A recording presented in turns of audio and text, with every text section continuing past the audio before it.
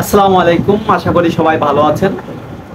সম্প্রতি এই পলায়নরত সাবেক স্বৈরাচার শেখ হাসিনা সরকার তার 2টি কল রেকর্ডিং ফাঁস হয়েছে, যেটা খুবই ইন্টারেস্টিং এবং খুবই চমকপ্রদ। আপনারা দেখেন, যেই একটা কথা আছে না বাংলায়, যে যার জন্য যে গর্ত করে সেই গর্তেতে পড়ে। তো এখন শেখ হাসিনার অবস্থা হয়েছে সেরকম।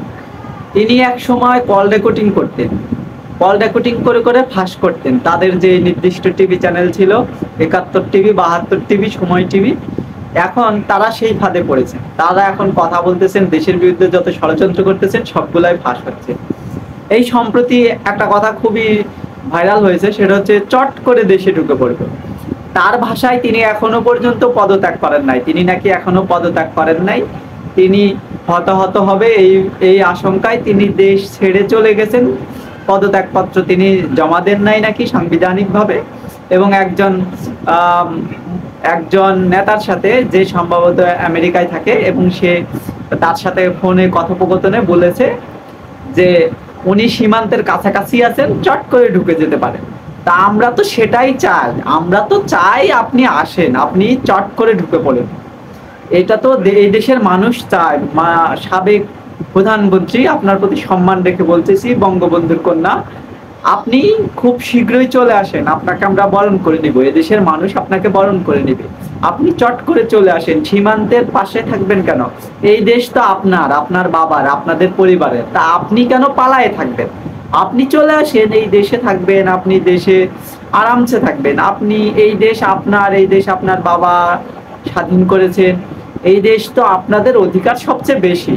বিগত সময়গুলোতে আপনারাও সবচেয়ে বেশি অধিকার ভোগ করেছেন। তাহলে আসেন, আপনারা এসে সেই সুবিধা ভোগ করেন। আর একটা ইন্টারেস্টিং কথা বলছেন উনি, হিন্দুস্তান টাইমসকে দেওয়া এক সাক্ষাৎকারে তিনি বলছেন যে এই উন্নয়ন নাকি তার, এবং এই মেট্রো রেল, পদ্মা সেতু, এই সব কিছু ফিরাই দিতে। কথা হচ্ছে, এই টাকা কি তিনি গোপালগঞ্জ থেকে ওনার পৈতৃক সম্পত্তি বিক্রি করে এনে মেট্রো রেল করেছেন, পদ্মা সেতু করেছেন, ফ্লাইওভার করেছেন? এইগুলা কি তিনি সেখান থেকে, সেই ওনার পৈতৃক সম্পত্তির টাকা, সেই পৈতৃক সম্পত্তি বিক্রি করে এনে করেছেন, নাকি দেশের জনগণের জন্য টাকা দিয়ে করেছেন? মূলত তিনি ঋণ নিয়ে করেছেন। তো এই ঋণ নিয়ে যে করেছেন, এই টাকা তাহলে উনি শোধ দিয়ে ভাই আল্লাহর হস্তে এই উন্নয়নগুলো আপনারা নিয়ে যান। আপনারা এইগুলা নিয়ে যান, নিয়ে যে এই যে পারমাণবিক বিদ্যুৎ কেন্দ্র নির্মাণ হয়েছে রাশিয়ার অধীনে, সেখানে বিভিন্ন নিউজে প্রকাশিত হয়েছে 50% ভাগ নাকি আপনারা, আপনার কন্যা এবং আপনার পুত্র, আপনার বোন, এরা নাকি সবাই জড়িত। প্রায় অর্ধেক টাকায় আপনারা আত্মসাৎ করেছেন বলে অভিযোগ আছে। তো আপনারা এই পারমাণবিক বিদ্যুৎ কেন্দ্রের যে 2000 মেগাওয়াট বা 2500 মেগাওয়াটের যে বিদ্যুৎ উৎপন্ন হবে, এইটা আপনারা নিয়ে যান, নিয়ে যে আপনারা আপনাদের বাড়ি আলোকিত করেন, অথবা ইন্ডিয়ায় আপনারা সেটা রপ্তানি করেন। কিন্তু আল্লাহর হস্তে এই এই বিপুল 1,00,000 কোটি টাকারও বেশি ঋণ, যেটা আকাশ পাতাল ব্যবধান। একটা রাষ্ট্র যদি এই সমপরিমাণ বিদ্যুৎ যদি কিনেও নেয়, তাও তো এত টাকা লাগে না। সেখানে এই দ্বিগুণ বহুগুণ টাকা আপনারা খরচ করেছেন। তাহলে বিদ্যুৎও আপনারা নিয়ে যান, ঋণের কিস্তিও আপনারা শোধ দিন।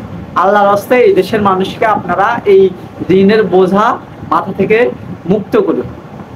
আপনাদের উন্নয়ন আপনারা নিয়ে যান, আমরা ঋণ মুক্ত থাকতে চাই, এদেশের মানুষ ঋণ মুক্ত থাকতে চায়।